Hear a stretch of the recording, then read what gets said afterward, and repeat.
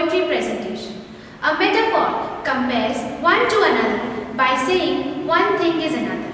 Here's a poem, Hope is the Thing with Feathers by Emily Dickinson. Hope is the thing with feathers that preaches in the soul and sings the tune without the words and never stops at all. And sweetest in the gale is heard, and sore must be the storm that could abash the little bird that kept so many warm.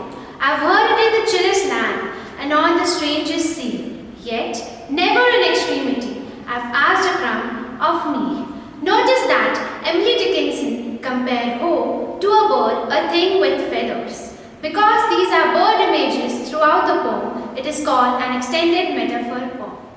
A personification involves giving a non-human, inanimate object the qualities of a person.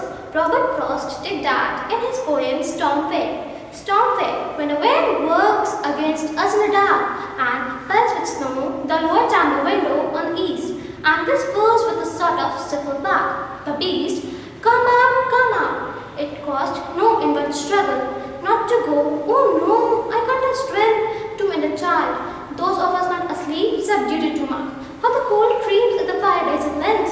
How drifts are apart. Yes, this is the perfect example for the figure of speech personification. The wind works, fire dies, and cold creeps. This really creates an extreme impact on the reader.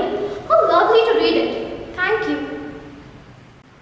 A hyperbole is an exaggeration of the truth which is used to create an effect.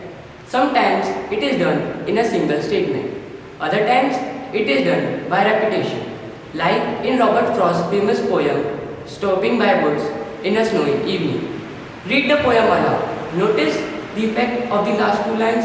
The reader feels the tiredness of the weary traveler. Now I will recite the poem, Stopping by Woods. Whose woods these are? I think I know. His house is in the village door. He will not see me stopping here to watch his woods fill up with snow.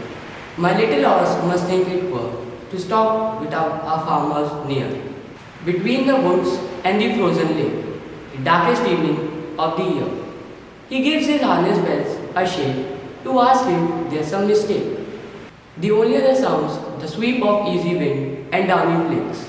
The woods were lovely, dark and deep, but I have promises to keep, and miles to go before I sleep, and miles to go before I sleep. Thank you.